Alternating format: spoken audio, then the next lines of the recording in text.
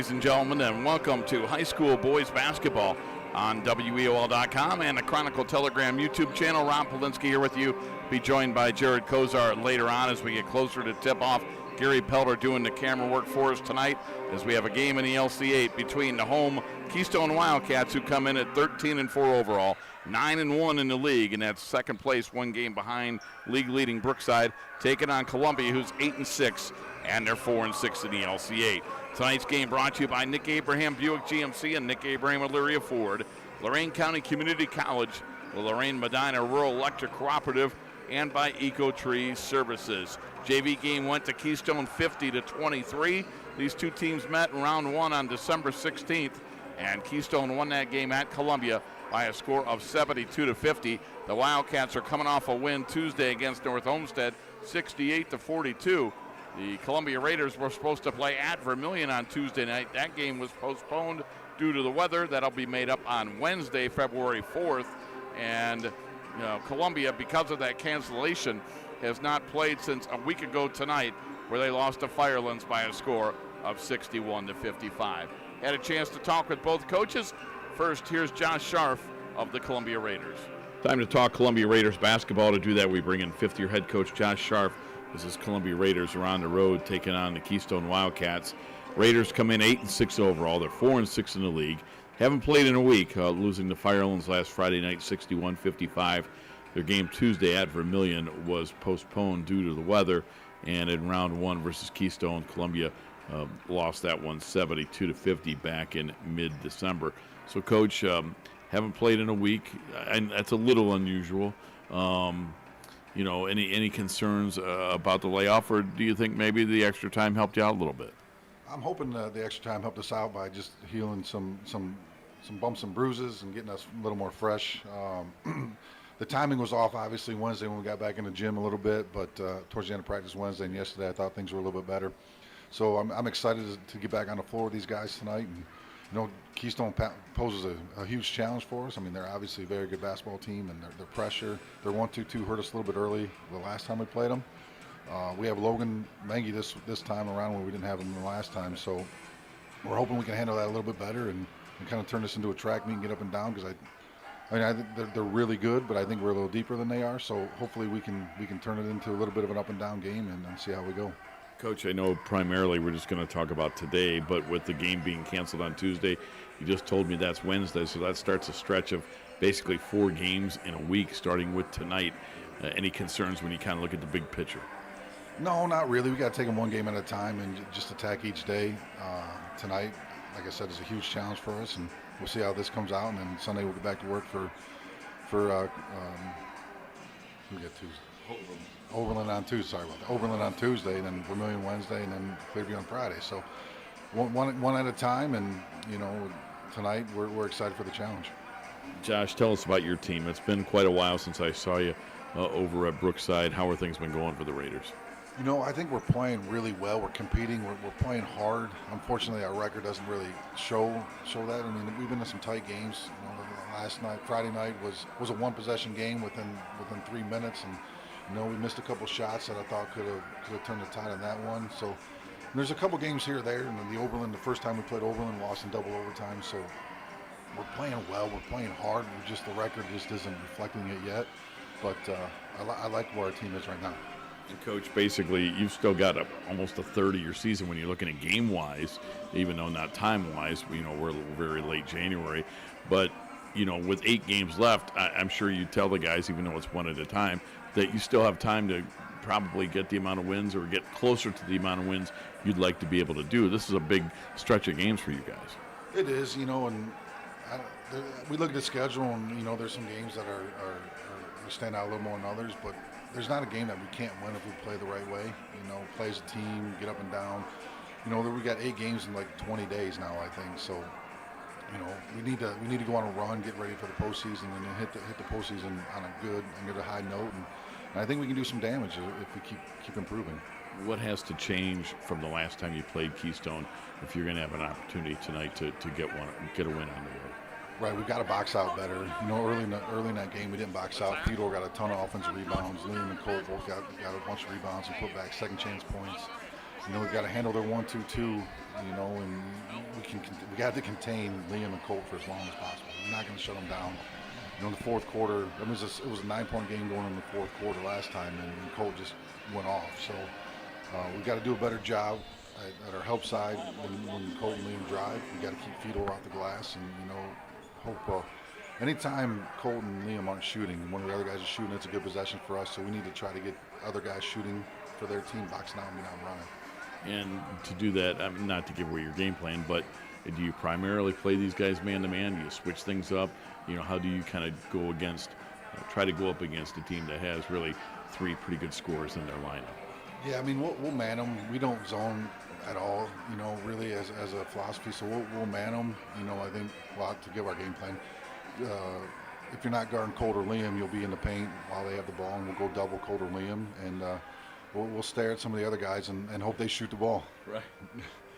Coach, let's talk a little bit about your guys. As I look, you've got basically 2 in double figures, 1 right there with Beach at 10 points.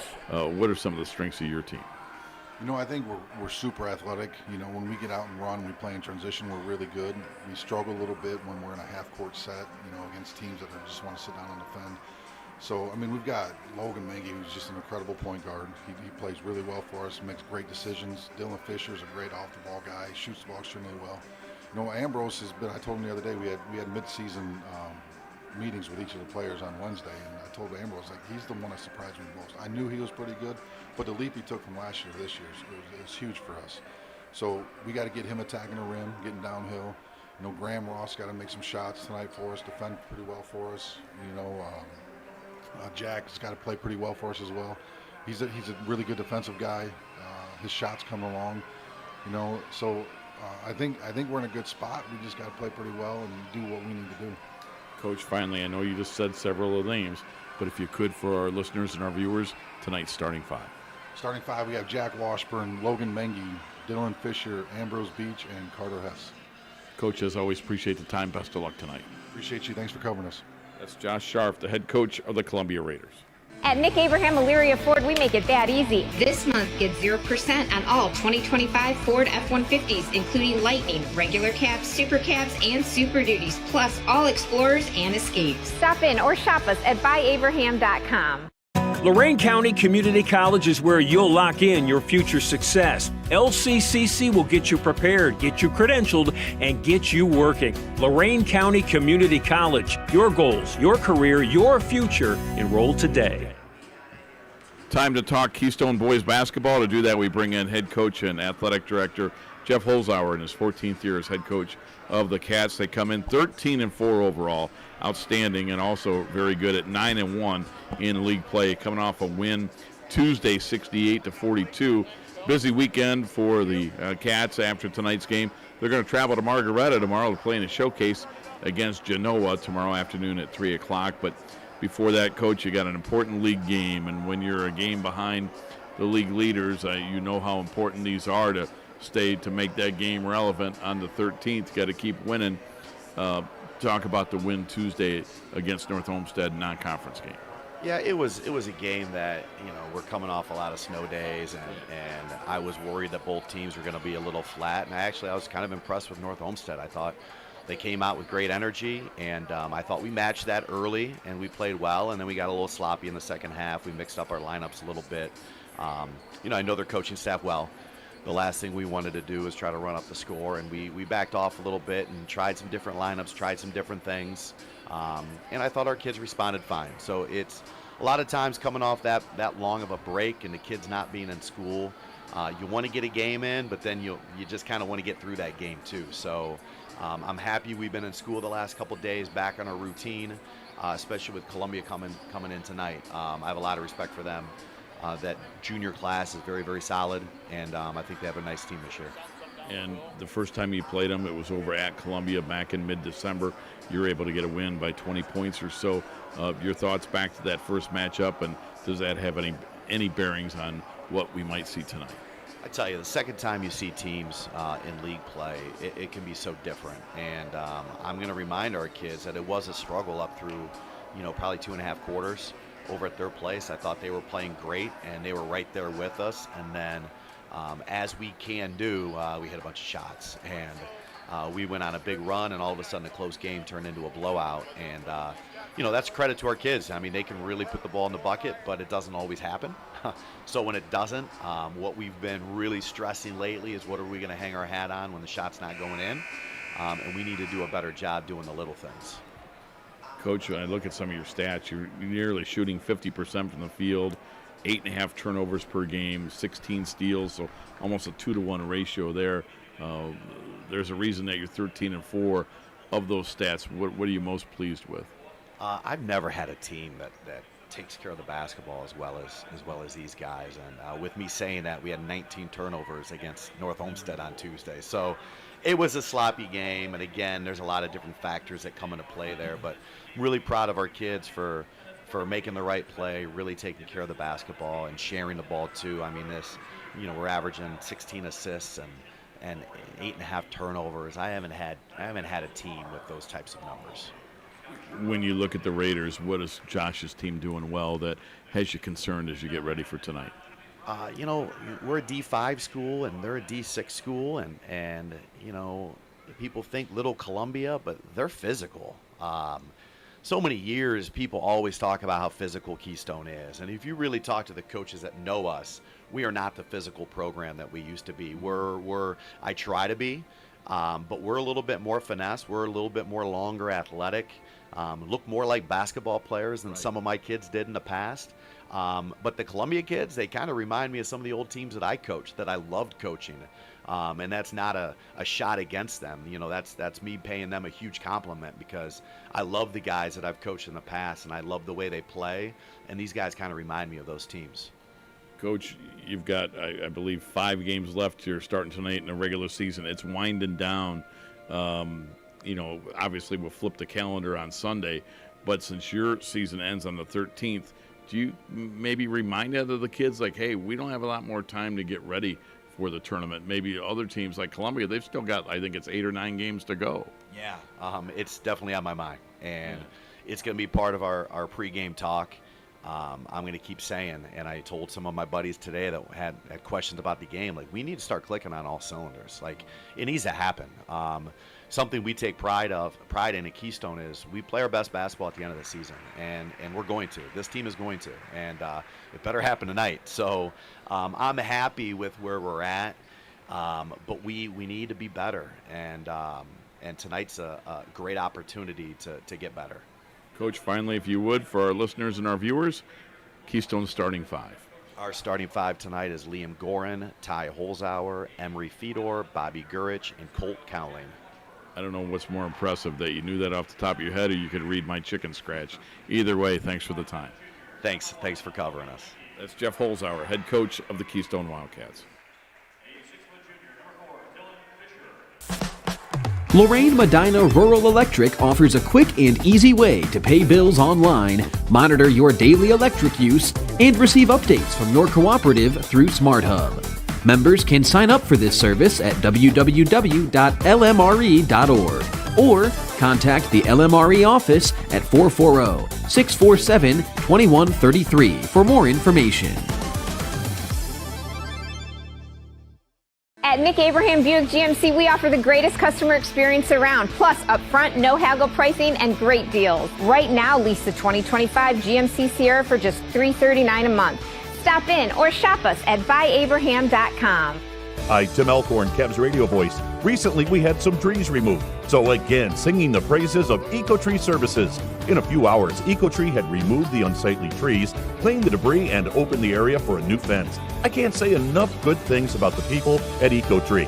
I've used them several times, always thrilled with their work. If you have trees that require pruning or need to be removed, contact EcoTree, a local business that deserves your business. They've earned mine. Go to ecotreeservices.com.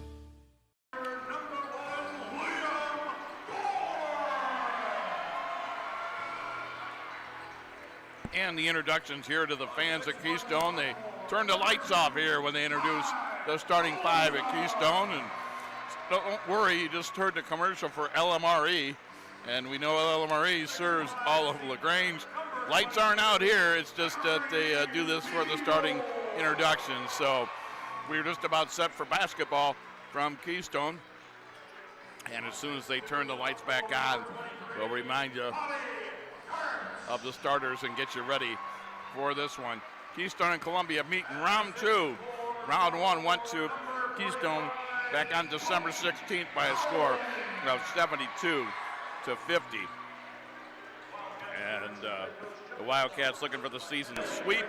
And of course, Columbia would love to get the upset and be able to get the season split. But that's going to be tough, especially here at Keystone High School. Rob Polinsky joined by Jared Kozar, Gary Pelt doing the work, and need to thank Jeff Holzhauer. They did something different. They threw a Romeo's Pizza at us about 5 minutes ago. It worked out really well. Although the score sheet's got a little tomato sauce on it, but you know, we'll get through it. And the tip is underway, and we are underway from Keystone. And it's Columbia in black with the basketball. Keystone has the white jerseys, Columbia in black. With the basketball, Logan Mengi, he missed the first matchup, misses the first shot. Rebound is taken out of there by Emery Fedor. Gets it ahead, Colt Cowling lays it in. 2-0 Wildcats. As it'll be the Keystone Wildcats going up against that 1-3-1 press, sometimes a 1-2-2. First thing Coach mentioned, Coach Sharp, is they've got to handle the press, and right away they have a turnover. So it'll be Keystone basketball. Again, the starters for the Raiders: Washburn, Mengi, Fisher, Beach, and Hess. Keystone counters with Gorin, Holzhauer, Fedor, Gurich, and Cowling. Walking that ball across midcourt is Bobby Gurich, and the sophomore. As Keystone starts 4 underclassmen, 1 senior in Fedor. Columbia doesn't have a senior on the roster. Gorin fires a 3. He misses it. Offensive rebound to get it out to Ty Holzhauer, who will flip it over to Gurich, and they'll reset the offense. 1 minute in, Keystone leads 2-0. Cowling spinning around Washburn, takes it, got it. Colt Cowling, who averages 24 a game, he's got 4. And Jared, the Keystone numbers are impressive when we look at the stats. With the ball is Mengi, gets it across midcourt. Mengi with a pass over to Carter Hess. Now to Ambrose Beach. Beach in the lane scores 4-2. Keystone, 31 rebounds a game. Jared, 16 assists, just 8.5 turnovers, 10 steals a game. They're shooting almost 50%. And on threes, they're 36%. They make 8 a game. You talk about 5 to 7 guys that really, really enjoy playing with each other and are able to share the ball well. That's what you get there. You don't see that too often, what we just saw on YouTube, that turnover, maybe a little bit of a lackadaisical pass, but other than that, not a whole lot of weak spots in this Keystone armor. Now, Jeff Holzhauer did tell me in the win over North Olmsted Tuesday, Wildcats had 19 turnovers, and that's a lot when you're only averaging 8.5. We get a whistle, and Dave Russo says jump ball, and this will go to Keystone. Dave Russo, Scott Shirtliff, and Paul Philippi are the 3 officials tonight. Quality crew out there this evening. We have not seen Dave Russo or Scott Shirtliff to this point. The calendar would not turn over to February without getting those guys in at least once. Somehow you always find a way to know where these guys are. Gurich gets it. He gets it in the corner to Gorin. I've always wondered, what are your connections, Jared? Somehow, some way, you always know. Pass is going to be off the hands and intercepted by Hess. Hess will get it to Mengi, and Mengi was fouled as he tried to pass it. Used to be Larry Reardon, but since he's, you don't have to give up your sources. Well, I can do that now because he's, it's one of those things. The statute of limitations has passed. Larry hasn't been an official in 5 years. Right. And he's what, Alabama? Or is he still hanging out until basketball ends? I can't remember. Oh, no, he and his wife, Karen, have made their way down to Florida. Yeah, they're part of, is it Florida? Yeah. And they might stop in Bama for a little while, hang out. But no, they're Florida bound for a couple of months. I knew he was part of the Alabama gang for a while. Jack Washburn. They do it right. Puts a floater up, and we are tied at 4 with 5:20 to go in the first quarter. Gurich with the basketball. Gurich. And we'll flip it over to Ty Holzhauer, right back to Bobby Gurich. You can see on YouTube how far they are off of Gurich as they really concentrate on Cowling and also Liam Gorin and also Ty Holzhauer. Gurich with the basketball now. A nice pass inside, and missing the shot was Fedor. Coming out of there with it is Washburn. And the Raiders the chance to take their first lead. Mengi a triple in the corner off the iron, no. Skying for the rebound was Fedor, and he'll go out of bounds.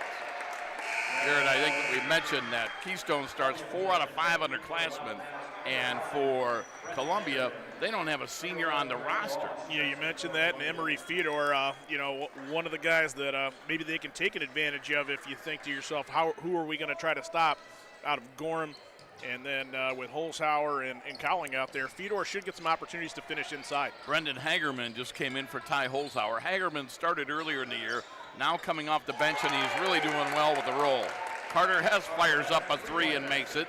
Columbia on a 7-0 run has a 7-4 lead. Colt Cowling double dribbled, or actually carried the ball, says Dave Russo. 3 early turnovers for the Wildcats right now, and Columbia a chance to build on that lead. And you mentioned a 7-0 run right now, almost halfway through the first period. And Jared, I would call those unforced turnovers as well. Yeah. Maybe a little lack of concentration. Keystone's got a big weekend. They are in a showcase tournament tomorrow at Margaretta, taking on undefeated Genoa at 3 in the afternoon. One of 4 games going on at Margaretta tomorrow, Coach Holzhauer told me. Elyria High's also in that showcase. Yeah, I think Avon Lake's there on Sunday. Corner 3 ball goes up. It's no good by Dylan Fisher. And on the rebound, we're going to get a foul on the Raiders, and that'll go on Fisher. His first, team second. Holzhauer back in for the Cats. He'll replace Bobby Gurich. How fitting Polar Bear Country is going to host a showcase on the coldest weekend of 2026. Well, there you go. You know, that's a small, tiny gym. It is. And they're bringing in some big-time teams. So Keystone plays Genoa at 3 in the afternoon on Saturday to open that up. Gorin for 3. Got it. Liam Gorin. That's his 30th triple of the season. His first points of the night were tied at 7. And that ends the 7-0 run. He's a stat sheet stuffer. 33s, 5.5 rebounds, 4 assists, 2.5 steals, and 19.5 points a game. Steal to Cowling, missed it. Rebound Fedor, lost it out of bounds. It'll stay with Keystone. But Jared, those stats, again, 33s, 4 assists, 2.5 steals, 5.5 rebounds, and nearly 20 points a game for Liam Gorin. Plays the game really smart, too, and just makes good decisions, finds opportunities for his other guys around him. They get it to Colt Cowling. He's in the lane, missed the shot. Rebound comes down, and it's knocked out of the Raiders' hand. And that is Graham Ross, who was checked in for Columbia for the first time. And Graham Ross to inbound. He'll do so to Logan Mengi. Mengi to Fisher, again up against that press. They beat it. Mengi has it. Mengi at the edge of the center circle. Still on the dribble. 3:15 to go first quarter. We're tied at 7. Into corner, Fisher for 3. That one rotated off the rim, no good. The rebound comes down to Gorin. The spin on that ball was strange, Jared. It was spinning this way instead of your normal. I don't know if that had to do with the miss or not, but Opposite anyway. revolutions. Yeah, exactly. Holzhauer with the basketball. Cross court, Gurich. Gurich at the foul line. Picks up his dribble, gets it out to Hagerman. And Hagerman right back to Gurich in the corner. Back out to Liam Gorin, and he is going to be held by Carter Hess. Hess with a foul, his first team's third. 2:44 left here, picking up the third team foul. In a way, just with the step that Gorin had, that might not be a bad foul when they look at it, but the fact is that Carter Hess is a guy that they're going to depend upon, and you can't pick him up that easily this quick. Beach comes in for Hess, and Cowling comes back in for Fedor. And Gurich with the basketball. When Fedor goes out, that means there's not a senior on the floor for either team. 2:35 to go. They're going to lob it into Cowling. He lays it in. Colt with 6 points. 9-7 Keystone. So in other words, these teams are going to be good for a while. You can get real familiar with each other, this group on the floor. Right. Mengi gets it ahead to Beach. Lost control. Stolen away Hagerman. Hagerman comes out of there with it. Hagerman right to Colt Cowling. Cowling fires it back to Holzhauer, leaves it for Gurich. Gurich guarded by Washburn. Gurich in the lane, finds Ty. Ty in the corner. Ty Holzhauer has made 35 threes this year. With it is Hagerman. Hagerman skids to a stop, looks to get rid of it. Does so Cowling. He'll fire a 3. No. Rebound Columbia. And it's Graham Ross who gets it. Ross finds Dylan Fisher. 1:45 to go first quarter. Raiders down 9-7. Mengi and Fisher play catch up top. And on the left side, Graham Ross with it. Ross finds Washburn. They work it around that perimeter, Jared. They go back to Fisher for a triple try. And that's just the way he rotates the ball when it comes out of his hand. That's no good. Rebound Gurridge. Gurridge coming the other way. Looks, finds Cowling, lets it fly, missed it. Cowling rarely dribbles, Jared. When he catches that ball, he is ready to shoot. And he knocked it out of bounds. But that's really good awareness. You know, you have to have your feet set, your shoulders square when you catch the ball like that. And a lot of guys just dribble it out of like it's a crutch. It's a habit. But he's able to fire off shots simply because he doesn't, you notice it, he very rarely dribbles. He'll pass without taking a dribble. Or he'll put it on the floor and make a good move to the bucket, you know, spin, something like that. But very definitive. You're right. Maybe that comes from being the quarterback. Maybe, but I'm just saying, Mengi with it. When I look at Cowling, at least this quarter, that's how he's done it. Gets it to Ryan Smith, who's into the game for the first time. Raiders fumble it out of bounds. Yeah, maybe he's so used to at quarterback he can't put the ball on the ground. Maybe he carries that over to his basketball. I was referring more to you got to be real definitive about what you want to do, be convicted about your decision making. But yeah, you don't want to put it on the ground either. With the basketball is Hagerman. Hagerman on the three-point line. Hagerman finds Liam Gorham. He'll take the three over Washburn and get it. That's over Logan Mengi. Let me correct myself. Gorham makes his second three, and it's 12-7. Keystone by 5 with half a minute to go in the first quarter. And Keystone is on an 8-0 run after the Columbia 7-0 run. And we see that so many times in basketball, whether it be boys or girls, that it's a game of runs. Well, especially early when you think that first quarter, you know, see what that opening salvo is from one team for the first 2.5 minutes, and then you get a chance to respond, and that's what Keystone's done. Mengi gets it back to Graham Ross. Ross at the edge of the center circle. Now back to half court. He's in trouble. His pass, and let's see, we're going to get a timeout for the Raiders. Raiders take a 30-second timeout. We will as well.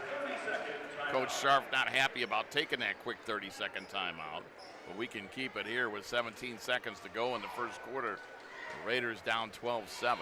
Tells you how important he feels this possession is in order to finish out this quarter. Be able to say, like you said, you can't have an 8-0 run thrown on you after you had a 7-0 run. Right.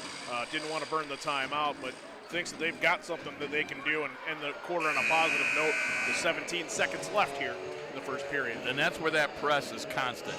Mentally, you always have to be aware of it, know where you are on the floor, and know that if you dribble or catch the ball in a certain spot, they're going to come at you, they're going to trap you. And these guys know each other well enough where Josh Jarf says, you know, certain, I think, teams that maybe not have that familiarity would think they're playing 6, maybe 7 guys tops. They can't do this all afternoon, all evening long. The answer is they can. Mengi catches the ball in the backcourt, now brings it across the timeline. 10 seconds to go first quarter. Beach double team, gets rid of it. Throws it over to Ryan Smith. Smith runs over Holzhauer, and blocking foul on Ty. For Ty, that'll be his first. Team's second. Like Smith was under the impression that was still going to be a good bucket. Not the case. No, they're going to take it out on the floor, but not in the act of shooting. Mengi with it. Mengi into the paint, puts it up, and he got it. Logan Mengi at the buzzer, and that was a fortuitous timeout for Columbia because they get a basket out of it. We played one quarter. Keystone 12, Columbia 9. Back with the second quarter after this timeout on the Chronicle Telegram YouTube channel and WEOL.com. At Nick Abraham Elyria Ford, we make it that easy. This month, get 0% on all 2025 Ford F-150s, including Lightning, regular cabs, super cabs, and Super Duties, plus all Explorers and Escapes. Stop in or shop us at buyabraham.com. Lorain Medina Rural Electric offers a quick and easy way to pay bills online, monitor your daily electric use, and receive updates from your cooperative through SmartHub. Members can sign up for this service at www.lmre.org or contact the LMRE office at 440-647-2133 for more information. Again, we want to thank Jeff Holzhauer and Keystone Boys Basketball. They provided a pizza for us before the game. surprised me when the Romeos was coming up here and had our name on it. Custody of Gary Pelter, though, right now. So hopefully you got what you needed. I got what I needed, but will Will Cunningham from the Chronicle Telegram maybe get a piece at halftime, or will Pelt already have absconded all of it? Well, we just got 8 minutes to figure out the answer to those questions. I know he's probably got 5 Ziploc bags in that bag of his, so he's probably set to take that home for the next 3 or 4 days. That could help Pelt out. You know, you think about what a half a pizza could do. We're all in the same boat. Oh, sure, but I mean, a guy like Pelt, he's always prepared. He's prepared. He's got the Ziplocs. I know he does. So it's 12-9 Keystone over Columbia after 1. The Men at Work team, I think, in the student section over there tonight, that was one of the guys that brought us up the pie. I don't know, maybe that's indicative of, road work being done around the areas. A little construction. Getting things cleared out with the snow. Yeah, I like it. Tribute to them. Washburn in the corner, got it. Washburn hits a 2. He's got 4 points, and it's 12-11 Keystone by 1. Second quarter just underway. Gurich with the basketball. Holzhauer, Cowling, Gorin with it now, and Fedor are on the floor for Keystone. And they're going to get it Cowling. Again, he fires it and gets it. Cowling with 9. Cowling and Gorin have combined for all 15 points for the Wildcats. With the basketball is Graham Ross. Put it up, missed it. It's Ross, Beach, also on the floor. They've got Carter Hess, and the other 2 are Washburn and Mengi. Gurich with the basketball. Gurich over Washburn, put it up, no good. Graham Ross ran down the rebound. Ross, who comes off the Raider bench with it, runs into Holzhauer, and Ty got his second foul. First foul this quarter on Keystone. That's the second foul on Holzhauer. He'll come out as Hagerman comes in. And for the Raiders, coming out of the basketball game was Graham Ross. And checking back in was Carter Hess. To Dylan Fisher, back to Hess. Hess with it, leaves it for Beach for 3, back rim no. Knocked out of bounds, it'll go to Keystone. So the Wildcats out in front by 4. JV game was all Keystone. They won it 50-23. Cowling in the backcourt, got it to Gurich. Gurich across the timeline to Hagerman, who's open at the foul line, doesn't take the shot. Cross court, they work at Cowling, another 3 off a screen, got it again. And again, he doesn't dribble. He gets that off so quickly. He's got a dozen, and it's 18-11 Keystone. That one had to be about a 23-footer, and they've hit their last 3 from distance, have the Wildcats. And they have made 4 threes between Gorin and Cowling. There's a 3 ball by Mengi, it's no good, and a rebound is ripped out of there by Fedor. Got it to Cowling. Cowling 1 dribble, now he'll take another one in and out. Rebound comes down Dylan Fisher. I don't think the Raiders want to get in a 3-point shooting contest with this team. Fisher falls down, and we're going to get a bumping foul on Ambrose Beach, who bumped Liam Gorin out of bounds. That's his second. I would tend to agree with your thought there. Yeah, you don't want to make it a 3-point contest. Not a good recipe there. And the fact of the matter is that Columbia's had success in this ball game too. You don't have to abandon that thought process in terms of just seeing the other team stroke the 3 makes you think you have to do that to compete. You don't have to. Cowling off a screen again, got another one.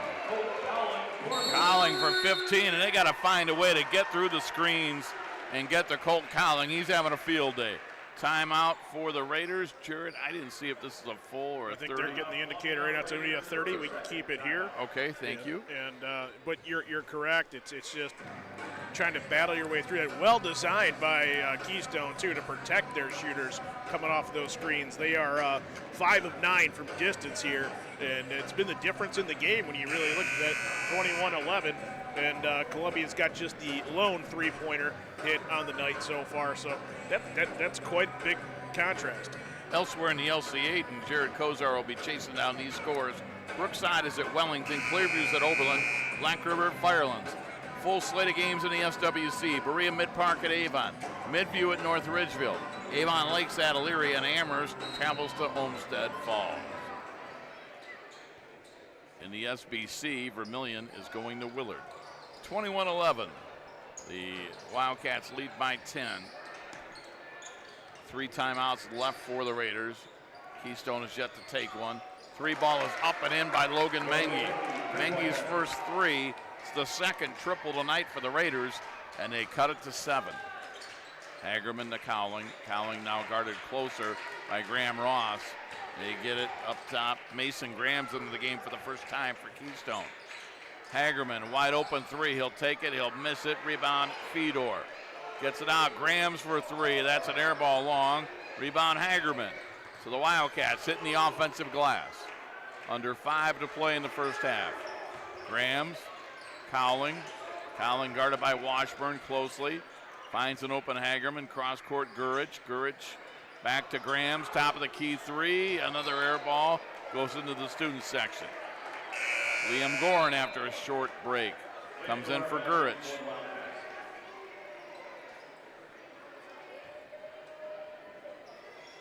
Wildcats by 7. This is their 18th game. After tonight, they'll have just 4 remaining. And one of those is tomorrow. Right. And kick it out to Fisher. Fisher for 3. Got it. Dylan Fisher, his first triple. And that makes it 21-17. Okay, back-to-back triples have cut a 10-point lead to 4. Jump stop in the paint. Hagerman missed it. Rebound comes out to the Raiders. They get it to Mengi from Carter Hess.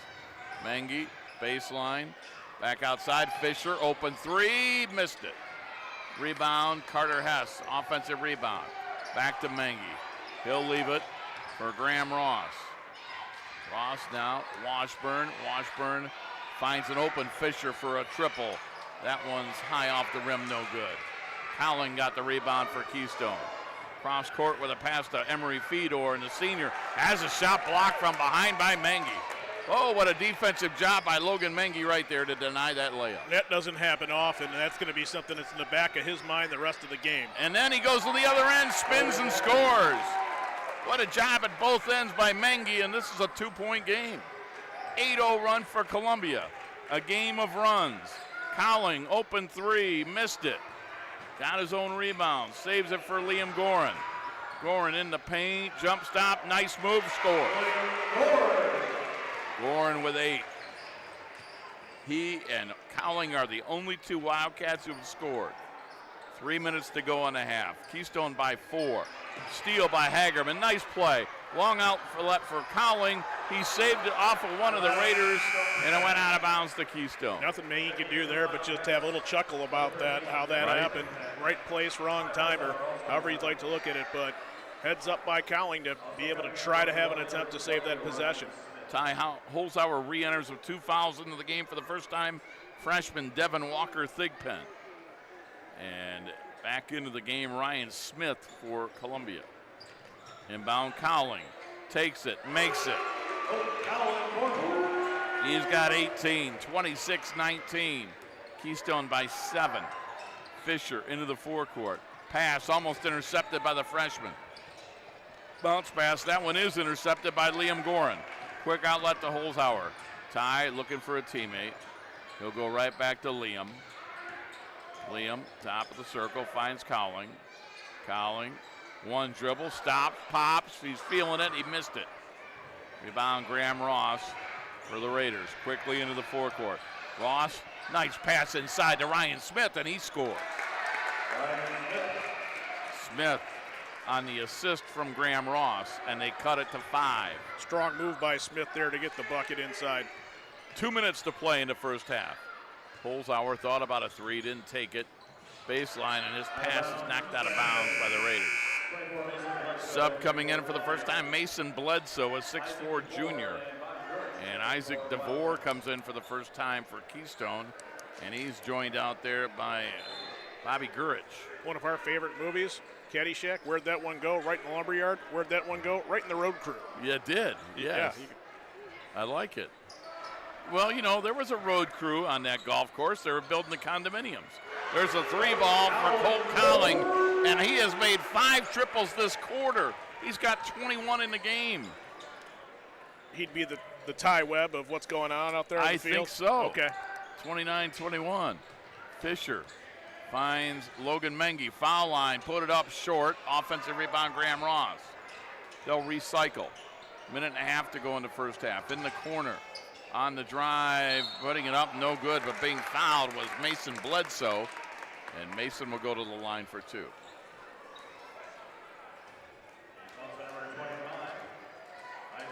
Is going to be on Isaac DeVore, better known as Zeke, sophomore. And Mason Bledsoe at the line for two. Mason, 48% on the year from the stripe. His first one is good. 3 points from the Columbia bench, no points from the Keystone bench. These are the first free throw attempts of the ball game for us right now. For either team, Either team. Well, that happens when you see so many threes, Jared. They really haven't gone inside. Missed the second free throw. Offensive rebound is good and a foul. Ryan Smith with 4. He'll look for 5 at the line. Foul on DeVore, his second. Kind of a difference maker out there without Emery Fedor patrolling that area. Ryan Smith's able to set up shop and get in the scorer's book there a couple times now in the last 2 minutes. Smith, 5 out of 9 on the year from the stripe. 6 out of 10 now, 60%. When you shoot 10 or more free throws, that's where you give the percentage. Under 10, it's not a percentage yet. It's whatever you are. Sort of like having to not write out the number. You can That's use how the I number. do it. That's just okay. My own way. Gorin for 3. In and out. Offensive rebound, Gurich. Gurich back out to Gorin. 1 minute to play first half. Wildcats with the ball and a 4-point lead. Holzhauer for his first points. In and out, no good. And on the rebound, we're going to get a whistle and a foul on Cowling of Keystone. Colt Cowling.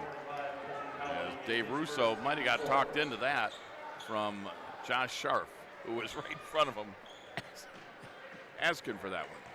We sung their praises in the pregame. Oh, yeah. They've done a good job. Sharf, Shirtliff, and Philippi, the 3 officials tonight. And their pass intercepted by Cowling. Cowling coming the other way. Goes up for the shot, made it, and he's fouled. Cowling with 17 in the quarter. Foul on Graham Ross is first. Cowling's strong enough, Jared. If you're going to foul him, you better foul him.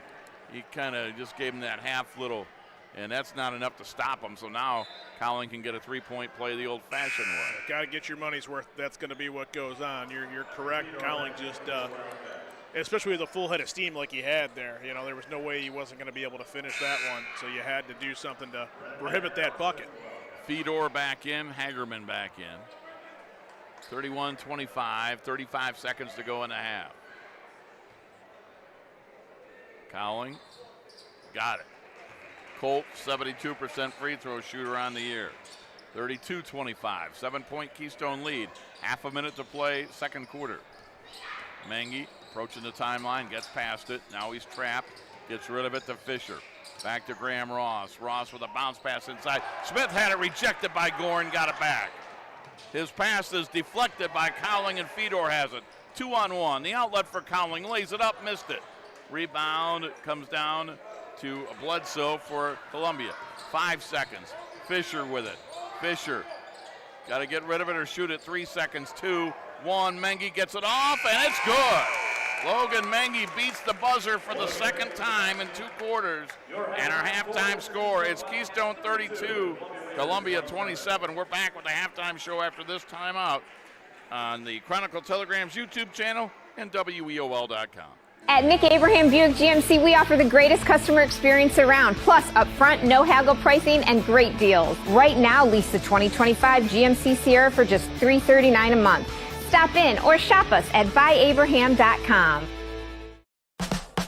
Lorain Medina Rural Electric offers a quick and easy way to pay bills online, monitor your daily electric use, and receive updates from your cooperative through SmartHub.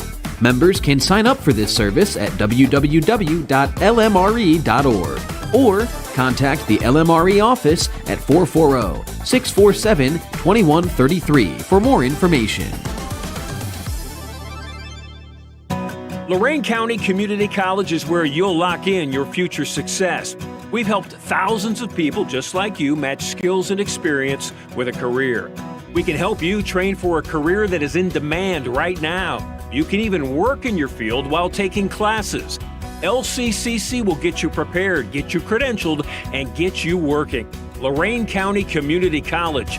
Your goals, your career, your future. Enroll today. Hi, Tim Elkhorn, Cavs radio voice. Recently, we had some trees removed. So again, singing the praises of EcoTree Services. In a few hours, EcoTree had removed the unsightly trees, cleaned the debris, and opened the area for a new fence. I can't say enough good things about the people at EcoTree. I've used them several times, always thrilled with their work. If you have trees that require pruning or need to be removed, contact EcoTree, a local business that deserves your business. They've earned mine. Go to ecotreeservices.com. At Nick Abraham Elyria Ford, we make it that easy. This month, get 0% on all 2025 Ford F-150s, including Lightning, regular cabs, super cabs, and Super Duties, plus all Explorers and Escapes. Stop in or shop us at buyabraham.com. And Gary Pelter, as he always does at halftime, tells you the story right there. As we are 8 minutes away from the start of the second half, and Keystone leads 32-27. Ron Polinsky, Jared Kozar, Gary Pelter live from Keystone. After one, Keystone led it 12-9. Keystone outscored Columbia 20-18 in the second quarter to go up 32-27. Individually for the Wildcats, 2 players scored. Liam Gorin with 8, and leading everybody, Colt Cowling had 24 points, 5 threes. He made 18 of his 24 points in the second quarter. He had 18 of his team's 20 points in the second quarter. And Keystone with their 32. Starting and not scoring, Ty Holzhauer, Emery Fedor, and Bobby Gurich. Seeing action off the bench and not scoring, Brendan Hagerman, Mason Grahams, Devin Walker Thigpen, and Isaac DeVore. No points from the bench, 32 for the starters, gives Keystone their halftime total of 32. For Columbia, Jack Washburn, 2 field goals for 4. Logan Mengi, 4 field goals, 1's a 3. He's got 9. Dylan Fisher with a 3 ball. Has 3. Ambrose Beach has 2. Carter Hess, a first quarter 3-pointer. He has 3.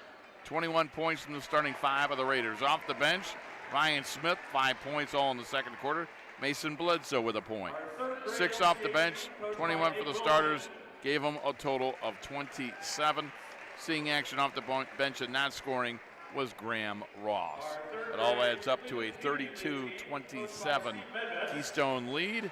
And Jared, do we want to take a break, or do you want to take it here? I can take it, and we'll get a break in as we move on through this halftime. It was the Columbia Raiders going 11 of 23 from the field in the first half, 48%. So pretty good shooting numbers out of both teams in that first half of play. You might expect that in a 5-point game. 2 of 3 at the line. 14 rebounds, 9 turnovers in the first 16 minutes of play for Columbia. For Keystone, again, a 5-point lead here, 32-27 at the intermission. They were 12 of 30 from the field, so 40%. They hit 7 3-balls, though. That was a big difference in that first half. Columbia hit 3 of them. Back-to-back threes got them back in the game when they were kind of listing a little bit. And but the 7 3-balls, a big number for Keystone, I think, when you look at what's going on here in this first half with a 5-point advantage. Went to the foul line once. They hit it. That was Colt Cowling with their lone free throw attempt and a make. 12 rebounds, just 3 turnovers for the Wildcats in that first half. So they did a much better job than we were talking about in their last outing as far as the turnovers were concerned. That looks pretty good for them through the first half of the game.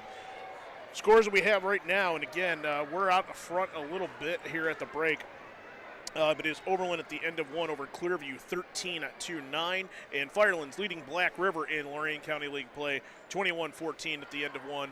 More of those, I think, when we get back before the start of the second half of this one. All right, thanks very much, Jared. We'll take a timeout. We'll be back. Again, your halftime score, Keystone 32, Columbia 27. You're watching the Chronicle Telegram YouTube channel, and you're listening on WEOL.com.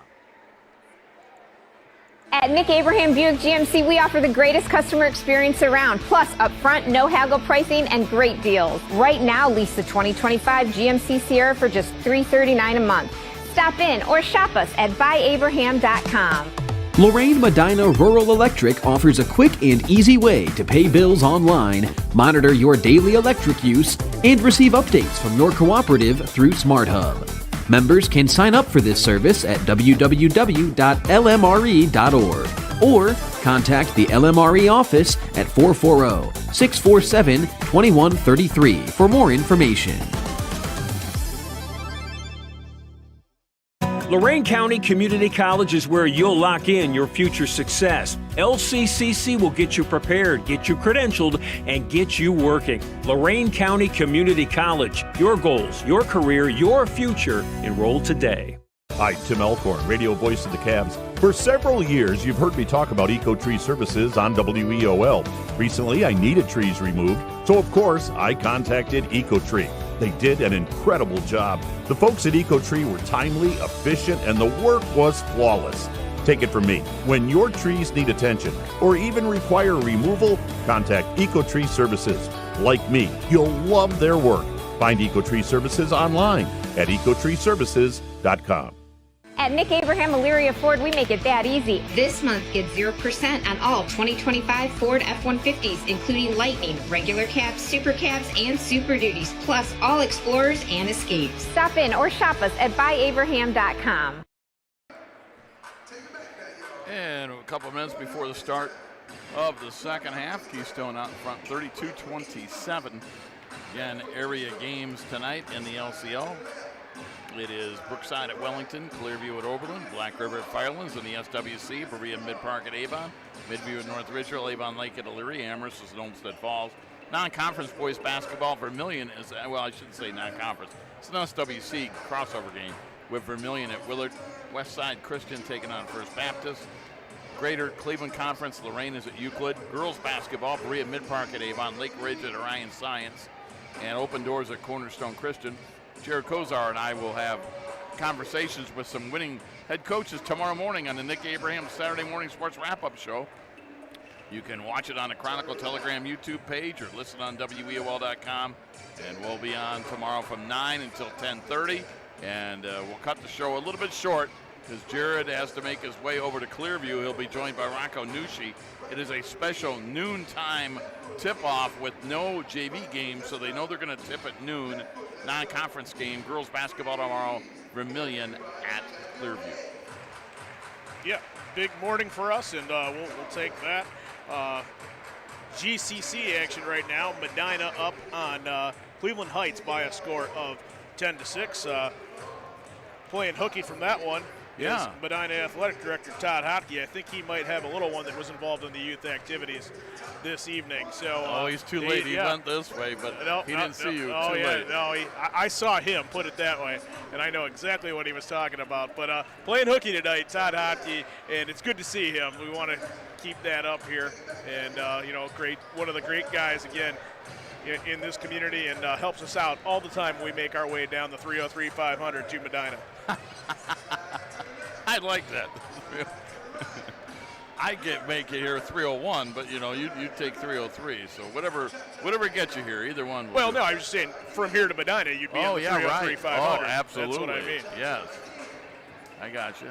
Starting to figure it out now. Todd knew what I was talking about right away. Well, that takes you to Brunswick. Actually, it'd be Route 18 would take you to Medina, my friend. My guess is that you can go that route and still get to Medina with relative ease once you get there. Once you get into Medina County. Understood. Speaking of old friends, Jeff Fields. Well, at least he's half of that. Emphasis on aging. Well, you decide what half, but Jeff is he's here. a good guy. Always good to see him. Principal DJ Shaw. So, Will Cunningham here from the Chronicle Telegram. You can see follow everything on the Chronicle Telegram, as he'll have that tomorrow, the online edition on a Saturday. This has been good, Jared. It's a 5-point game. First time around, Keystone won by 22. Talking with both coaches before the game, they both thought that this would be a close game, and it has been for 2 quarters. Again, difference, I think the 3-point makes for Keystone. When you think about that, field goal-wise, they're both about the same, but those count as 3, the others count as 2, and that was a big difference, I think, for a 5-point lead for the Wildcats when they took it to the break. And we are underway. Gorin with the basketball to Gurich, also Holzhauer, Cowling, and Fedor. Original starting 5 out there for Keystone. They got it to Fedor, lost it on the way up. Cowling feeling it, put up the shot, missed it. Mengi with a rebound. Mengi, Fisher, Hess, Beach, and Washburn out there for Josh Sharf's team. Washburn misses from 6 feet, front iron. Rebound, Gurich. 30 seconds into the second half. Gorin, an open 3 in rhythm, and he got it. Liam Gorin, his 3rd triple of the night, giving him 32 on the year, and it's an 8-point Keystone lead. I think that's the problem with playing the Wildcats. You play good defense for a long time, you're with them, and then they have an old Clark Kellogg term, that spurtability. They can just hit those threes, and next thing you know, you're down 10-0. My favorite Clark Kellogg is score the basketball. They'll hand it off to Dylan Fisher. Fisher with it. Fisher guarded by Fedor. Fisher in the lane, back outside to Ambrose Beach. Beach finds Washburn. Washburn left it for Beach. Gurich is playing him tight defensively, maybe a little too tight. Or is the foul away from the ball? Oh, it's on Ty Holzhauer. That's his 3rd away from the ball. That's tough. Yeah, he's going to have to sit, I would imagine, for a little while here in this 3rd period, and maybe the whole 3rd period. You would think. We'll see. Right now he's still staying in. 6:49 to go in the 3rd. And Washburn looking to get rid of it, does so. And he finds Logan Mengi. Mengi missed the first matchup between these two. The outstanding point guard for Columbia. Gets it to Washburn. Yeah, Mashburn, he wasn't a bad player, was he? Yeah, you wanted to go that route. They could use him tonight. Yeah, the Raiders would like him too. They throw it away and out of bounds. I think he's out of eligibility. That guy could play some college basketball. Not a bad NBA player either, but man, when he was with Kentucky, it was the Monster Mash. With the basketball comes Gurich. The sad thing is you're picking right up on my mistakes. You know where I'm going. Gurich has it, finds Cowling. Cowling a left side 3 ball, no good. Rebound, Fedor saved it, but he saved it to Carter Hess for Columbia. Here come the Raiders, down by 8. Dylan Fisher with the basketball, got it to Hess, fires a 3, rim no, out of bounds to Keystone. That's a tough shot for Columbia. I don't think you need it that early in the possession. Carter Hess certainly talented, but just, share the ball a little bit, get back into rhythm. You got a break to come away with the board there. The other thing is he wasn't wide open. Right. I mean, if you're wide open, that's then different. You take it. Yeah. 2 minutes into the second half. 3-0 advantage for Keystone in the 3rd quarter so far. They lead by 8. Cowling, guarded by Washburn very closely to Gurich. Gurich back to Holzhauer. Holzhauer, 3 fouls, no points to this point. He'll hand it right back off to Cowling. Cowling working on Mengi. Mengi giving up several inches to Colt Cowling. Holzhauer got a screen from Fedor, in and out on the 3. Rebound hauled in Dylan Fisher. Fisher surveying the defense as he crosses the timeline. Left-hand dribble, finds Mengi, top of the circle. Holzhauer fell down, gets back up, but they are in a pushing fight. And we're going to get a double foul, I think. And if that's on Holzhauer, that's his 4th. They're going double foul, so Holzhauer with his 4th. Wow. He doesn't get him out of there. He got his 4th foul, and now Carter Hess gets his 2nd.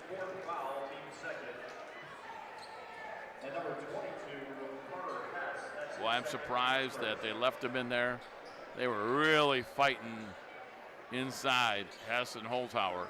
But I think they tried to take advantage after him taking the spill in the paint, getting back up. You get a little bit of a shove, sometimes stay off balance. Now they're going to get it out here now. Ambrose Beach with the basketball. Beach on the 3-point line, hands it off to Dylan Fisher. Fisher back to Mengi. Mengi finds Fisher. Fisher in the lane, jump stop, put it up, blocked by Cowling. To Hagerman. Hagerman into the forecourt with the ball. 3 minutes into the 3rd quarter.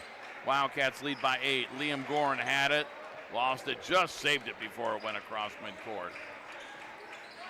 Gets it out, Cowling for 3. Off the rim, no. And the rebound, and we're going to get a foul. And it is going on Emery Fedor. That's 3 quick team fouls here. Yes. Just under 5 minutes left to play. Raiders haven't scored in this 3rd period, but you would think that the storyline, the way it's shaken out, not that Keystone's lit it on fire. They started with that 3 ball, nothing since. And, going back to that double foul, if you're Columbia, I think you take that. Yeah. Hess getting his 2nd, get Holzhauer his 4th. There's a 3-ball, no good by Mengi, and the rebound comes down to Hagerman. And Hagerman, who has come off the bench tonight, into the forecourt, gets it to Liam Gorin. Gorin, right back to Cowling. Cowling beyond the foul line, puts it up, and he got it. Cowling's first points of the second half, 26th in the game, 37-27. Wildcats still have had 2 players score, 26 for Cowling, 11 for Gorin. That has been their offense, and it's 10 better than Columbia's. And there's a basket and a foul by Mengi, and a foul on Fedor. Wow, and it seems like every time that Keystone gets to that, double-digit-ish lead, Mengi makes a play to get his guys back into it, whether it be closing out the quarter strong, the half strong, coming up here where they're down 10, and with a chance for a 3-point play. There's not been much that he's been asked to do that he hasn't come through on tonight. And you can see why he's so important to this team. They lost by 22 at home to Keystone without him. The free throw was no good, and on the year, Mengi just a 50% free throw shooter. Columbia not a good free throw shooting team. All of their starters, 3 of them are at 50% on the year. They get it to Hagerman. Hagerman with it on the baseline. Hagerman back outside, and Walker Thigpen for 3, missed it as he comes in for the first time this half. We saw him in the second quarter play. They're going to have to go a little different offense without Holzhauer with 4 fouls. Cowling gets a 3 and he hit it. 5 in the quarter, 29 in the game. That offense will be the same. Yeah, right. 40-29, 11-point lead. 3:20 to go in the third. With the basketball, they're going to get it out to Dylan Fisher. Fisher in the lane. Fisher gives it back outside to Logan Mengi. Around Walker Thigpen, put it up, no, but he's fouled. 2 free throws. The foul will go on the freshman, Devin Walker Thigpen, 4th on Keystone. 5th on the Wildcats. So they're in the act of shooting, but now any foul, 2 free throws. Yeah, your bonus the rest of the 3:13 here in the third quarter, and that's where Columbia has to take advantage. They do, down 11. A great chance for them to get back into the game if they can get to the line and then make some free throws. And you mentioned not a great free throw shooting team. They were 2 of 3 in the first half. I know that that's not necessarily a huge sample size, but like you said, start chipping away at it this way. Yes. And especially with the clock stopped. Mengi, line right, got them both. 40-31 Keystone, 3:13 to go in the third. Beach, Washburn, and Mengi all are 50%. Hess and Fisher are both over 70%. Gorin puts up a 3 and he got it. Liam Gorin, 4th triple of the night. He's got 14, 43-31.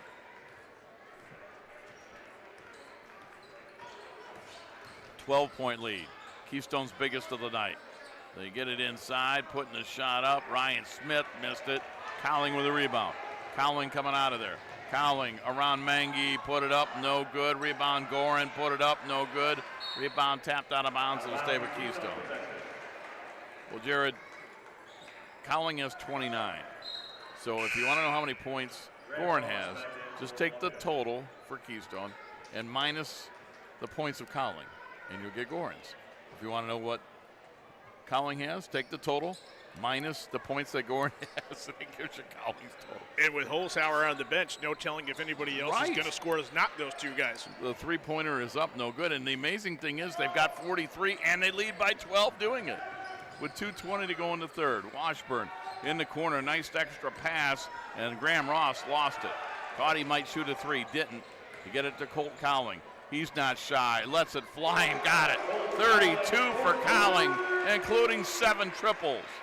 46-31. 2 minutes to go in the third. When was the last time we saw 2 players score in a game after 3 quarters? We might see that tonight. The last time I saw it was NBA Jam. That was what that would be. And we might even reference that as the night goes on. I think you just did. Yeah, but just making that the big thing. The 2-man game made popular in the arcade in the 90s when these kids, weren't kids. They weren't anybody. Pelt's on fire, too. Mengi for 2. In and out, no good. Yeah, that almost sounds like a riddle when you talk about it that way. you'd be up 15 and have 2 guys score. Amazing. Who would the 2 be, and what would the situation boil down to? Mengi makes 1 out of 2, and we're going to get a timeout, a 30 for Keystone. So a 30-second timeout, we're going to keep it here. We'll remind you that tonight's game is brought to you in part by Nick Abraham Buick GMC and Nick Abraham Elyria Ford, Lorain County Community College, the Lorain Medina Rural Electric Cooperative, and by EcoTree Services. Our next broadcast is tomorrow. Again, it's at noon. Vermilion at Clearview girls basketball. It'll be Rocco Nushi along with Jared Kozar, and is Pelt joining you guys over there? Pelt is going to be on the call with us tomorrow afternoon at the noontime tip-off. Pelt, we need you at 11:30, buddy. That is a noon tip-off. On Wednesday, girls basketball. It'll be Avon Lake at Olmsted Falls. I'm already looking forward to that, Jared. A great girls basketball game in the SWC on Wednesday. We'll head over to Olmsted Falls for Avon Lake. Paul Apple going up against Jordan Eaton and the Olmsted Falls Bulldogs, and that is one of the great rivalries in the area, and 2 fantastic basketball programs. It is, and one of our theories of, just over the years, not that they're the super far away, but just a little bit outside of our area and on the cusp of Lorain County. It always seems like you're going somewhere special when you make the trip to Falls. Yeah. So that'll be fun to get over there. Minute 54 to go, third quarter. Start the clock, boys. 46-32. Keystone with a lead. They throw it away. Still haven't started the clock. There was a problem in the pregame. I guess if you're Columbia, look at that. You created a turnover. No time went off the clock. You're okay with what the result of that is. Now they took a couple seconds off as it's out of bounds. I think they said an arbitrary 10. Wow, that's being... Dave Riso caught it. A little generous there. Coming up with a number that everybody can agree upon, 146. And on the inbound, they're going to get the basketball to Washburn. Washburn has it. His team's down by 14 to Mengi. Mengi to Graham Ross, guarded by Davis Thigpen. In the corner, Mason Bledsoe back out to Washburn for a triple try, and he got it. Jack Washburn, he's got 7. His first 3 ball of the night. Columbia's made 4. The problem for them is the Keystone Wildcats have made 11 triples. And they get it to Gorin. Gorin drives in, and he scores. Liam Gorin with a rare 2. He's made 6 field goals. Just 2 of them are 2s. 1:05 to go, and they throw it away. Washburn says, my bad. And it goes out of bounds. And, they're going to say it's off of a Wildcat, and it's Columbia basketball. 1:03 to go in the third. Washburn even said it's my bad. Right. And the officials thought it went off of a Keystone Wildcat, so Columbia keeps it. Graham Ross with the basketball, drives in. No, he's fouled, and Dave Russo says 2 free throws for the Raiders. And actually, I think Jeff Holzhauer's having a conversation with Scott Shirtliff and said, hey, he told you that it was off him. What else do we got to do? Graham Ross, 3 out of 9 on the year, 4 out of 10 now at the line, 40% on the year. He'll transition now to the percentage instead of 3 for 9. I saw what you did. His 10th free throw. And he's 2 for 2. How about that? You came in 3 out of 9, and you make 2 out of 2. Some will say you willed him to that. 50 seconds to go in the third quarter. An 11-point lead for Keystone. Hagerman has it. Hagerman at the foul line. Hagerman hands it off to Cowling. Cowling guarded by Smith. Cowling turnaround, got it.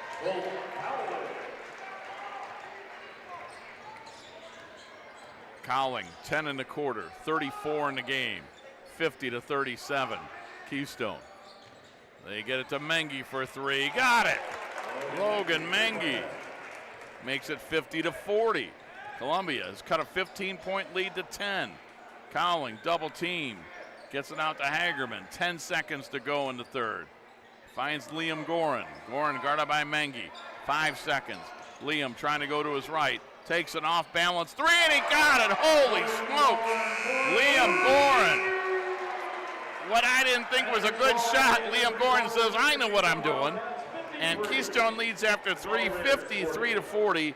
We're back with the fourth quarter after this timeout on the Chronicle Telegram YouTube channel and WEOL.com. At Nick Abraham Buick GMC, we offer the greatest customer experience around, plus upfront, no haggle pricing and great deals. Right now, lease the 2025 GMC Sierra for just $339 a month. Stop in or shop us at buyabraham.com. Are you undecided about your future and overwhelmed by the options? Well, don't worry, you're not alone. Lorain County Community College has helped thousands of students just like you find their future career. From short-term training programs to transfer options all the way to bachelor degrees, our programs are designed to set you up for future success. Lorain County Community College, your goals, your career, your future. Enroll today. 53-40, Keystone has a 13-point lead over Columbia. They led by 5 at half. They've outscored Columbia 21-13 in the third, and it is Colt Cowling with 34, Liam Gorn with 19, all 53 of the Keystone points between those two players. Do the Raiders have enough firepower to make up a 13-point difference in the final 8 minutes? Well, the hard part is that they had cut it to 10 points and then that 3 at the end, just sort of back-breaking and role reversal, because it's been Columbia that's finished out the quarters with a bucket to sort of say, well, we're not going away. That might have been a reminder to them that we've still got something for you, even if it's just the two of us scoring, the two of us meaning Gorn and Cowling. And another rarity tonight, we've had 3 buzzer beaters, guys, after each quarter. The first 2 were by Columbia, Logan Mengi, and then the third quarter by Liam Gorn for Keystone. And Beach lost it. Cowling comes out of there with it. Cowling on the baseline. Cowling scores. Cowling with 36. 55-40. Keystone by 15. Mengi, Hess, Beach, Washburn, Fisher on the floor for Josh Sharp. Mengi scores.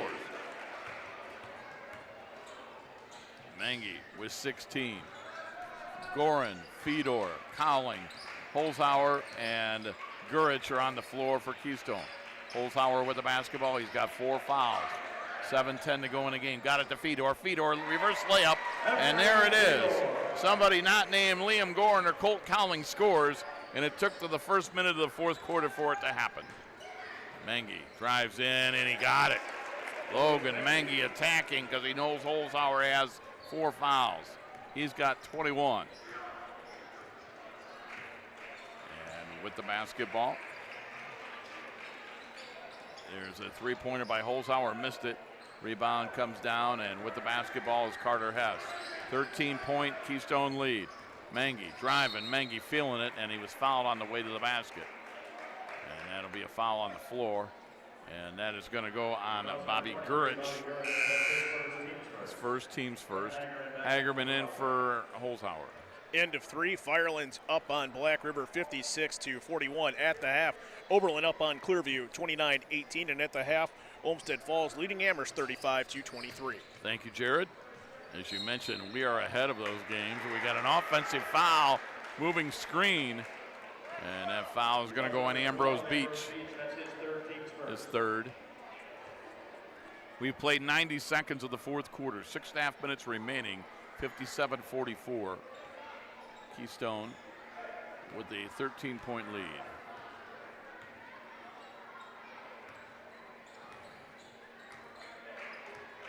Into the forecourt, Liam Gorin. Gorin in between the circles. Liam, bounce pass for Colt Cowling. Cowling with 36, gets it to Gurich. His pass intercepted by Mengi. They were trying to go to Cowling. Mengi has it. Mengi goes to Beach. Beach lost it on the way up, out of bounds off a Wildcat. It'll stay with the Raiders. And coming into the game, played in the first half a little bit. Mason Graham's back in for Bobby Gurich. Off the bench, no points. You mentioned a little bit of a different look for Keystone, just with foul trouble for Holzhauer. You're going to have to play 8 guys. Maybe you haven't normally done that. Beach lays it in. Beach with 4. 57-46. Graham's for 3. In and out. Rebound, Carter Hess. Columbia can cut it to single digits on this trip. Fisher hands it off. Mengi. He's guarded by Hagerman. Gets a screen from Fisher, pass to Fisher. Right back. He'll hand it off and drive it in. Losing it was Mangy, and Cowling clears the fray with it. Surveys the defense, says, I know what to do. I'll shoot it and make it. He has made 8 threes tonight. He's got 39 points. And it's 60-46. In the quarter, Beach put it up, no good. Rebound, Gorin. Gorin with the basketball. And he'll get it into the forecourt. Gorin into the lane, finds Grams, open three, takes it, missed it. Rebound, Hess. Hands it off to Mengi. Mengi finds Hess, fake the three, gets it in the corner to Beach. He'll take it. He'll miss it. Rebound, Washburn missed from point blank range on the return. Fisher had it, lost it out of bounds. It'll be Columbia basketball. Yeah, a couple of looked like they were well-measured three-point opportunities by Ambrose Beach, but the putback was what you thought, okay, if they don't hit that, they're at least going to get that, cut into this lead a little bit. That doesn't work for them either. One more crack at it now. Washburn to inbound. Finds Mengi. Mengi back out to Beach. Beach had it. Beach on the drive. Beach was fouled. He'll shoot two. Jared, I'm sure you remember when Pelt in a previous life had the human highlight film as he had his rain gear with the WEOL logo on it. Oh, on the trust me, in a previous life, Pelt packed that a lot this year. He didn't use it. He didn't have to, but he packed it. But it's probably in his bag right now. In a previous life, he wore it every Friday night. Well, I think the student section, they didn't really come as workers. I think all those guys with those vests, Pelt night. It's a Pelt night, and they were doing a tribute to our cameraman, Gary Pelter, with those highlight film or highlight marker vests. The human highlighter, Yes. as it were. And, Pelt perfected that throughout football season for a few years. And I was always a fan. When I broke in, it was Pelt with the blue slicker. That was what I remember that. You had the blue slicker. It also adorned in the EOL. Then he graduated to that, and now if we can, I don't know, Pelt, if you get a look at the kids over there in the student section. See, now that, so the fans know what we're talking about. Those look exactly like. Those are like the cutoff versions of Pelt's jacket, you know, like if you had to go with sleeveless. Because the kids are vested. Yeah, I like that. Each team has 3 timeouts remaining. A couple of hard hats. We have to get Pelt a hard hat one of these days. I don't know. Something tells me he's got one. Elyria up on Avon Lake at the intermission, 37-30. You mentioned Elyria also in action again this weekend. They've got a game tomorrow as well. They are. They're over at Margaretta in that showcase. I believe Coach Hosauer told me they're playing Toledo St. Francis. Three-pointer goes up. It's no good. Got the rebound. They get it inside, and the freshman, Devin Walker Thigpen, makes it his first points, 62-47. Wildcats back by 15, 4:10 to go. Washburn with it. Washburn inside the three-point line to Dylan Fisher. Got Gorin in the air. Now a jump stop, fade away, put it up. Gorin partially tipped it, and Gurich got it, and then he was fouled. I think, Rob, you're right. They are playing St. Francis, and that one going on Ambrose Beach, his fourth. Yes, and he's the first Raider with 4 fouls. Brett Larrick told Ron Yance and I in the Nick Abraham Saturday Sports Wrap-Up Show last week that they have 3 young men all over 6'7" on Toledo St. Francis, so they've got their work cut out. Again, they get it to Walker Thigpen all alone. He scores. He's got 4. 64-47 Wildcats by 17. 3:40 to go. And it's looking more and more like the Wildcats are going to get the win and stay a game behind Brookside, assuming that the Cardinals get a win tonight. And that could set up a showdown in 2 weeks right here. It'll be on WEOL.com on the Chronicle Telegram YouTube page. February 13th, Brookside at Keystone could very well decide the LCA. No love lost on Valentine's Day. Cowling puts it up, no good. Rebound Dylan Fisher. Fisher comes out of there with it. Fisher finds Carter Hess. He'll jack it. He'll miss it. Cowling had the rebound, and he's going to hand it off to Walker Thigpen.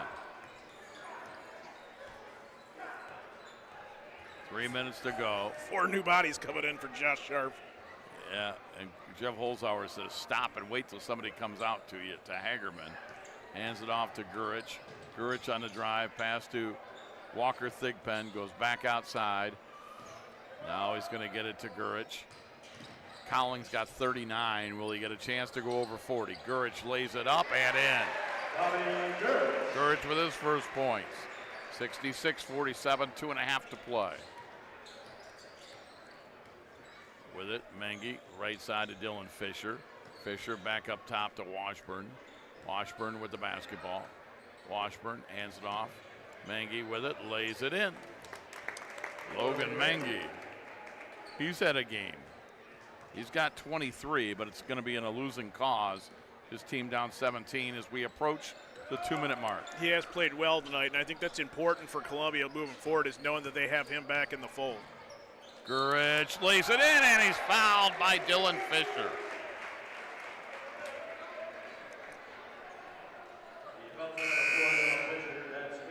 Pelt, if you're back here in 2 weeks, and I believe that you are, you might have to talk to these folks here with the music. It's been loud. I don't know that it's been good, but maybe Pelt being the big Jeff Lynn and ELO fan that you are, that could be showdown. We could open up with that one.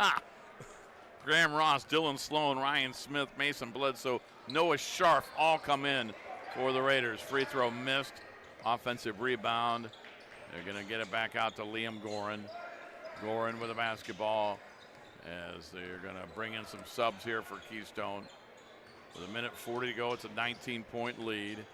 Gorin hands it off to Hagerman. Hagerman by midcourt. Hagerman dribbling. Hagerman put it up. It's no good. Rebound Cowling, and he's going to get the 40 with that. Cowling with 41 on that steal, laid it in. 70-49, 1:25 to go. And pass is going to be knocked away by Gurich. They race for it in the backcourt. Gurich came up with it, lays it in. And we're going to get a timeout to get subs in for Keystone. This isn't a real timeout. They're just going to sub in. Coming in is going to be Reed Grams, Mason Grams, and Isaac DeVore. And Holzhauer, Gorin, and Cowling come out of the game. And how about Colt Cowling? He's going to end with 41. I think for Columbia and Josh Scharf, he just wants to see a little bit of a different effort out of these guys around the floor right now. This game was a 10-point game all but 3 minutes ago. Yeah, final score not quite indicative of the difference between these two, in my opinion, but bottom line, with a minute to play, Keystone with the ball and a 23-point lead. You get it? No, that is Cowling still on the floor. Puts it up, missed it, and the rebound comes down. You know, both these teams only dress 10 players. Right, not a lot of options. No. Coming out of there with it into the forecourt is going to be Graham Ross, who get it inside. Shot goes up. No good. Missing that was Sloan. Sloan got it again. Missed it, and we're going to get 2 free throws.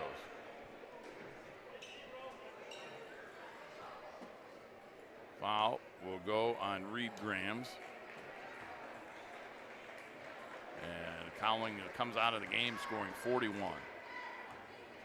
Well, you don't hear that every day, Jared. I don't remember doing a game the last time a young man scored over 40. I also don't remember a game where 2 players combined for 60. I was going to say 2 for 60. That's a big deal. Yeah. Free throw is up and in by Sloan. 72-51. 30 seconds to go. And walking it into the forecourt is going to be Gurich. Gurich, 20 seconds to play. Gets it on the left wing. Where the basketball is Reed Grams. Back out to Gurich. He's guarded by Noah Scharf. Gurich trying to spin around Scharf. Pulls it back out. 10 seconds to go. Gets it. Grams takes a 3. That's an air ball out of bounds. And it's going to be a whistle on a foul. And we're going to get a double foul again, as Isaac DeVore was pushing and shoving down low with Noah Bledsoe, Mason Bledsoe. 5 seconds to play. Can't remember a game where we had 2 double fouls either. Well, right. But, you know, I think these guys are just trying to figure out, hey, it's a 21-point lead. Let's not lose it in the last 5 seconds and have something weird happen. There, right. You know, you have to, as you mentioned, don't want to think about guys having to sit a game because they had extracurriculars. And that'll do it. We have come to the conclusion of this one. Our final score tonight, it was Keystone 72 and Columbia 51. So Keystone, their good season continues as they win 72-51. With the win, the Wildcats go to 14-4, 10-1 in the league. Raiders will drop to 8-7 overall, 4-7 in the LC8.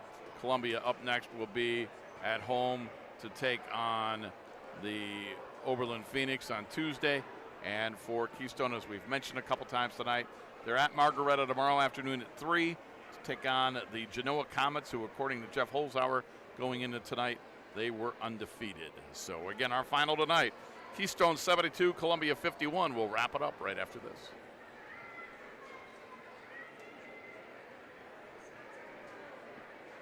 At Nick Abraham Elyria Ford, we make it that easy. This month, get 0% on all 2025 Ford F-150s, including Lightning, regular cabs, super cabs, and Super Duties, plus all Explorers and Escapes. Stop in or shop us at buyabraham.com.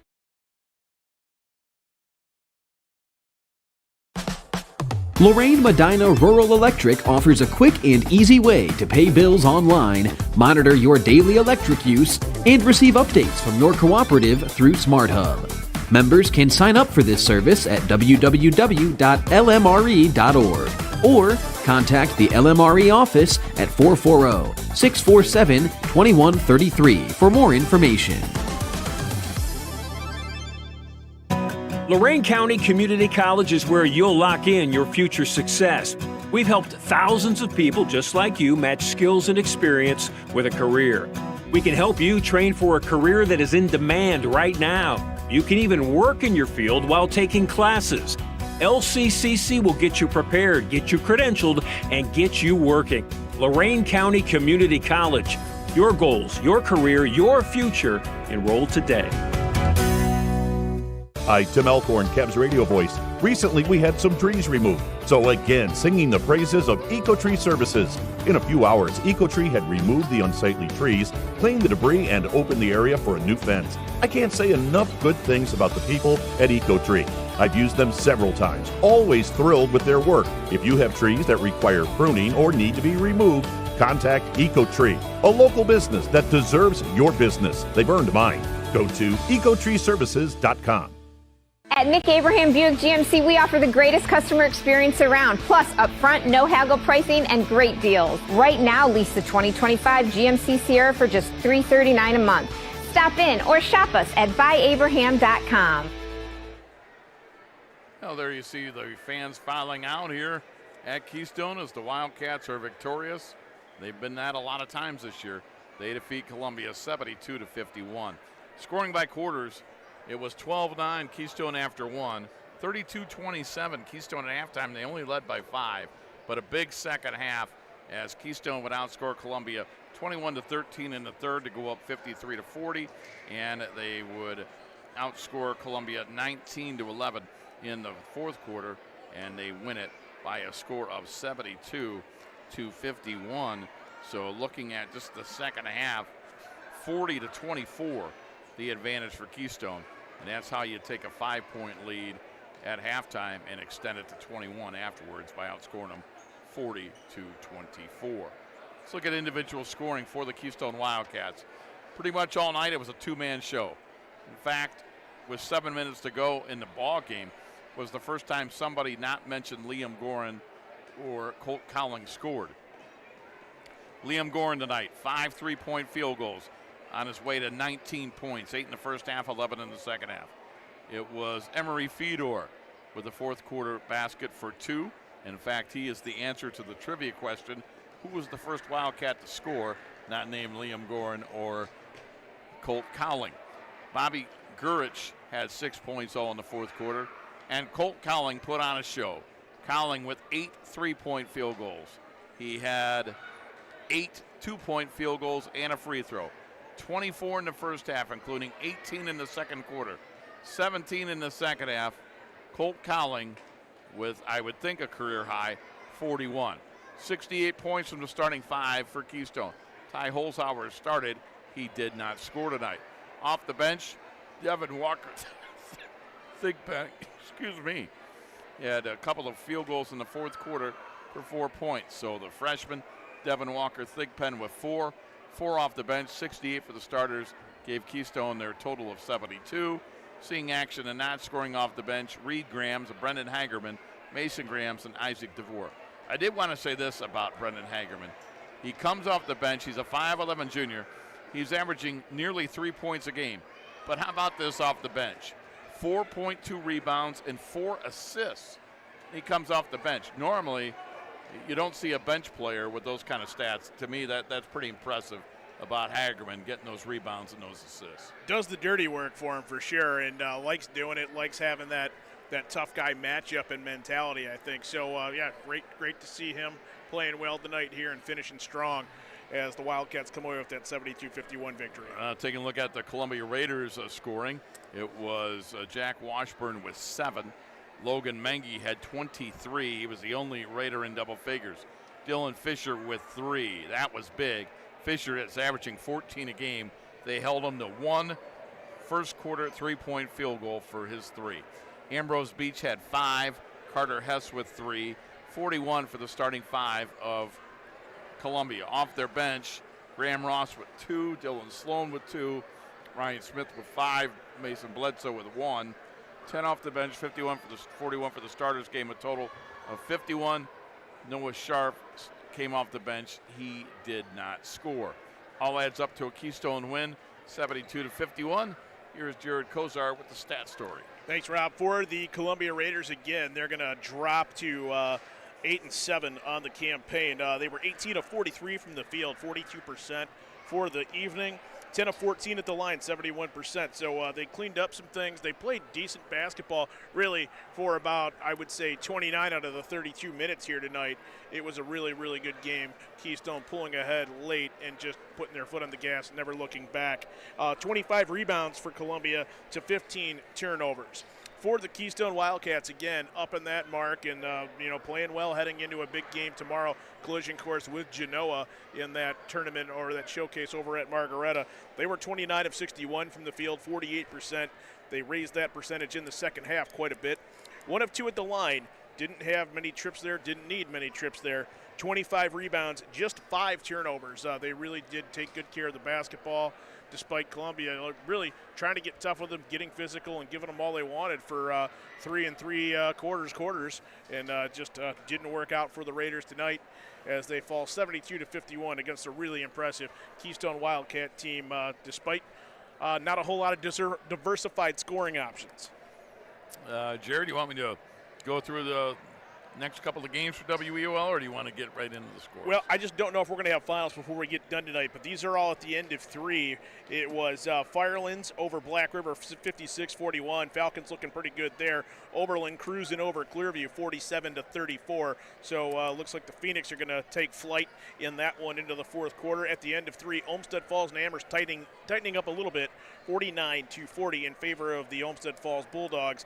At the half, Elyria over Avon Lake, 37-30, and at the half, North Ridgeville leads Midview 32-23. Of course, Rob and I will have all the scores tomorrow morning on the Nick Abraham Saturday Morning Sports Wrap-Up Show. It'll be 9 to 10:30, abbreviated version of that program, as we've got girls high school basketball to bring you tomorrow from Clearview. The Vermilion Sailors making the trip into Clearview. And that will be Jared Kozar along with our cameraman Gary Pelter and Rocco Nushi. We'll come up for that. Does Jeff Holzhauer, we want to talk to Jeff? We'll talk to Jeff. I think that makes good sense. Sure. Jeff, we'll give you this. Let you take a minute there. Appreciate you coming up. Thanks for the pizza. No problem. You guys are 1-0 when you bring us Romeo's pizza. We are 1-0, aren't we? We're undefeated. Wow. Coach Cowling and Gorin, I don't know what to say, but it wasn't. Did you realize it was until 7 minutes to go in the game that somebody not named those guys scored for your team? Are you serious? Yeah. Oh my goodness. That when Fedor made that reverse layup with 7 minutes to go in the game, first basket that wasn't Liam or Cole. 7 minutes to go in the game? Yes, sir. It's not something I'm proud of. Well, but what I wanted to ask you about Cowling, and maybe he does this a lot, but tonight I really noticed it. Coach, he gets the ball. He never dribbles. No. He either He's passes, a catch and shoot guy. Catch and shoot, yeah. or pass. Yep. But that catch and shoot, and I think that's why he's able to get his shot off, because so many guys, they have that crutch of just going to the floor. Yeah. Colt doesn't have it. No, he's a catch and shoot guy. He's worked really hard at it. That's a credit to all the time that he has spent in the gym. But he is a catch and shoot guy. That's what he does. He catches and he shoots the ball, and he does it at a very, very high level. I know the obvious question is talk about those two. They scored 60 points, but how about your defensive effort as you held Dylan Fisher to 3, you held Beach to 5, Hess to 3. I mean, those guys are basically averaging 32 a game. You held them to 11, and Fisher, after the first quarter, didn't score. How big was your defensive effort tonight? No, it was. Oh man, you should have heard my halftime talk. You know, we were running our 1-2-2, which we keep working at. It's something that we have to be able to go to. But as you get through the year, teams get better at handling pressure. They just do, and it happens every year. So we're not as effective with that. And it seems like I keep trying and they keep trying. And then the second half, we go away from our pressure and we just sit down and we guard. And those second halves have been, you know, the halves where we really pull away. And that's a credit to our guys. We weren't happy with a lot of the things that we were doing defensively, but our length and our athleticism made up for some mistakes. We didn't handle ball screen situations as well as we would like to. But those are all things that we work on, so we expect to be perfect, and you're not always perfect. I guess now the obvious comment, can you just talk about Cowling and Liam, especially the night Colt had? Yeah, I mean, he was just, again, I think I even remember, he missed early, didn't he? Like I think he missed his first 3 or 4 shots. And I know he did in the third quarter. I may be wrong, but we even said, oh, man, well, Colt's not hitting right now. What are we going to do? And all of a sudden, he started hitting. And 18 in the second quarter. Yeah. 18 of your 20. And again, like I've been coaching him since 3rd grade. And, you know, talking to his dad last week where he had a big game and everybody was, you know, Colt this, Colt that. And me and some of the other dads that have been around Colt his whole life were just like, yeah, that's what he does. So this is nothing new. Just at the varsity level, people like you guys get to watch him, and it's nothing new. This kid has been doing this his whole life, and he just figures out how to score. Now, I had a theory about, you call it catch and shoot, and I told Jared the reason he doesn't dribble is he can't put he knows he can't put the pigskin on the floor, on the grass. You know, right across the. He's got to secure that basketball. He's got to secure the football. You can't put it on the floor no. in football. You're not going to dribble in basketball. And he likes to let it fly in football too. I think you're really going to enjoy watching him this year. I think he's going to really let it fly. Now, obviously, 60 points at your 72. But how about some of your other guys in what they did and how they contributed? Well, I mean, Bobby and Brendan do such a great job defending. And we had some mistakes here and there, but I thought they defended well, and I thought they were physical, and Emery guards well, and he was physical. And then even Bobby had a late 8 points where, you know, I'm trying to get our guys to understand some late game situations, and I wanted them to pull it out and get Columbia to come out. We saw that. And, you know, we saw it. Jacked a couple threes, and I'm like, what? I mean, we talk about these things, but our guys are still young, and we're still have some growing pains. But then eventually Bobby realized what we were trying to do and beat his guy off the dribble and got in the paint. And then also, what did it mean? You had some foul trouble tonight. You had some guys out there that probably maybe don't get the minutes or not asked to go out there when you asked them to go out there.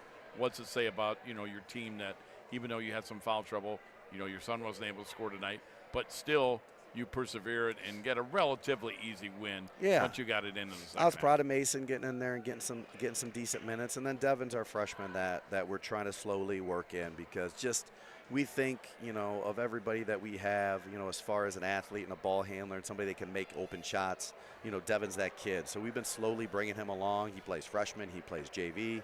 He's been sitting with us a lot. So if we had a few more quarters, he would play more for us. But he's getting a lot of time with the younger guys. But he practices with us every day. So he's doing a good job. Can you tell our viewers, you know, why tomorrow is so important and maybe the people that don't know about the Genoa program and just the opportunity your team has to play in front of what I'm sure is going to be a packed house at Margaretta tomorrow. Yeah, it's going to be great. It's going to be great. It's a one-day showcase with just unbelievable talent coming in that little gym. It's going to be really cool.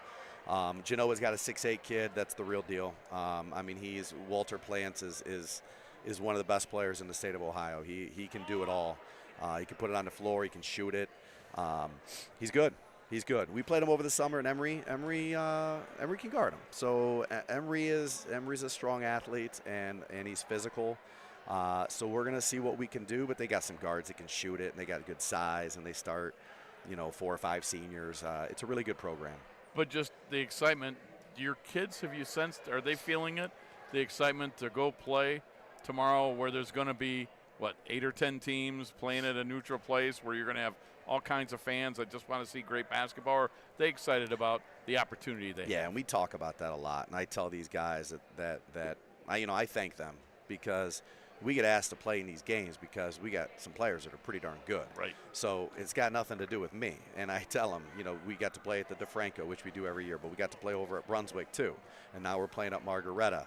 And I said, this is a credit to you guys, so thank you. Like, I want to coach in this environment. This is fun for me. I've been doing this a long time, but I want this too. Like, just selfishly, I want it for our kids, and it's fun for me too. So I want these kids. I want to showcase our kids, and I want some people around the area to be talking about the boys from Keystone. So it's important to us. Well, Coach, again, another big league win, and that means you keep Brookside right there in your sight, and we'll be coming for them.